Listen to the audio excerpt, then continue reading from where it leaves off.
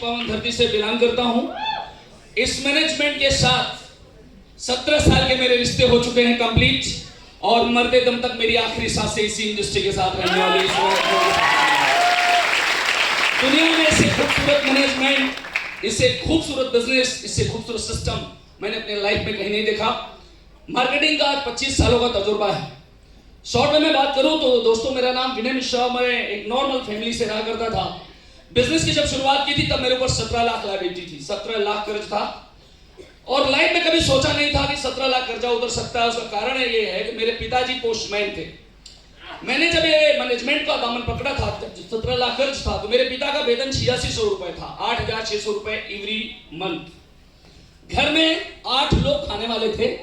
पिताजी के रिटायरमेंट तक उनके अकाउंट में कभी 5000 रुपए डिपॉजिट नहीं हो सका, तो आप समझ लीजिए उनकी स्थिति कैसी रही होगी। जिंदगी की शुरुआत जब मैंने डायरेक्ट सेलिंग इंडस्ट्री को देखा, इसके पहले मेरा जो प्रोफेशन था LIC ऑफ इंडिया में मैंने 8 साल काम किया। मेरी अपनी खुद की manufacturing and marketing Vidyaraj garments India के नाम से शर्ट पैंट सलवार सूट बनाकर सप्लाई करता था। जो गारमेंट्स कपड़े आप परचेज करते हैं, ऐसे कपड़े की मैन्युफैक्चरिंग एंड मार्केटिंग मैं किया करता था। वहां पर बहुत कुछ बड़ा नहीं कर पाया, क्योंकि बिजनेस अब बिजनेस नहीं है, अब आ गया है कंपटीशन। हमारी फैमिली के बैकग्राउंड इतनी स्ट्रॉन्ग नहीं थी कि मैं कंपटीशन कर सकता, तो वहां पे बड़ी मछलियों ने यानी बड़े व्यापारियों का शिकार बन गया, और मैं बिजनेस में बहुत बड़ा कुछ नहीं कर पाया, वहां लॉस हो गया। देन मुझे लोगों ने समझाया कि विनय जी, आपको ये बिजनेस नहीं करना चाहिए, ऐसा बिजनेस करो जो हर घर की नीड हो। तो मैंने पूछा क्या करना चाहिए, तो लोगों ने कहा था अगरबत्ती की फैक्ट्री डाल लो। हर घर में हर तरह के लोग बिजनेस को स्टार्ट करते हैं, हर आदमी की जरूरत है अगरबत्ती की। तो मैंने अपनी छोटी बेटी के नाम से अर्पिता अगरबत्ती डालकर स्टार्ट किया, और उसे मैंने स्टेट लेवल पे पहुंचाया। बस पैसे की कमी की वजह से मैंने पार्टनरशिप कर ली थी, और पार्टनर की नीयत खराब हो गई मुझे रास्ते से हटाने के लिए, 100% हथियाने के लिए। उसने पूरी चाल चली। संयोग से वो कहते हैं जाको रखे साइयां मार सके ना कोई, ऊपर वाले को कुछ और मंजूर था। क्रिमिनल पकड़ा गया, चीजें सब सामने आई, देन बच गया। माँ बाप ने कहा बेटा उस बिजनेस में नहीं जाना। देन मैंने अगला बिजनेस किया, एग्रीकल्चर का कारखाना डाला, वहां मेरा लॉस हो गया।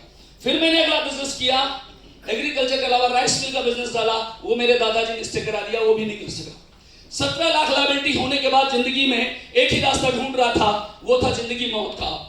चूंकि बाप और बेटे मिल के कमाते तो बैंक का इंटरेस्ट नहीं जमा कर सकते थे, और कोई प्रॉपर्टी नहीं बेच सकते थे, क्योंकि पूरी प्रॉपर्टी हमारी मार्गेज हो गई थी स्टेट बैंक ऑफ इंडिया में। पापा का नाम डिफॉल्टर में जो आदमी शीशे का गेट खोलता, पहला नाम मिस्टर राजनाथ मिश्रा का मिलता। दोस्तों, हम लोगों को फेस नहीं कर पा रहे थे। उस वक्त जिंदगी पूरी तरह बिखर गई थी, और हमारे घर में 3 जवान बहनें थी। एक बहन की शादी मेरे पप्पा ने किया था, और उसके लिए उनको 3 बीघा जमीन गिरवी रखना पड़ा था, जो 8 साल बाद छूटा था, और वो भी डायरेक्ट सेलिंग में आने के बाद खेत छूटा। अगर डायरेक्ट सेलिंग में नहीं आता तो खेत शायद बिक गया होता। प्रिय साथियों, एक बात आज मैं कहना चाहता हूं कि जिंदगी में 3 चीज जल्दी मिलती नहीं है।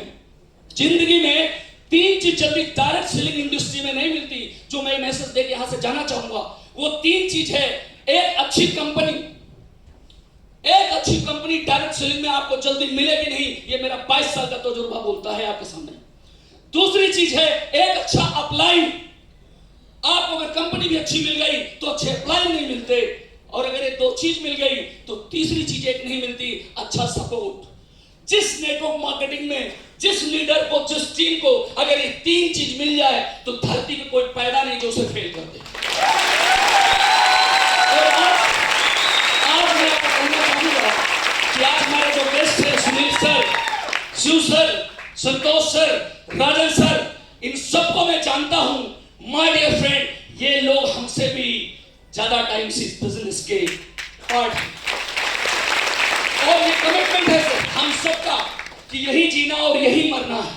जिंदगी में आपको आज के बाद तलाश करने की जरूरत नहीं है, बस क्या करना है वो समझो, कि जिंदगी की हकीकत को समझो यारों।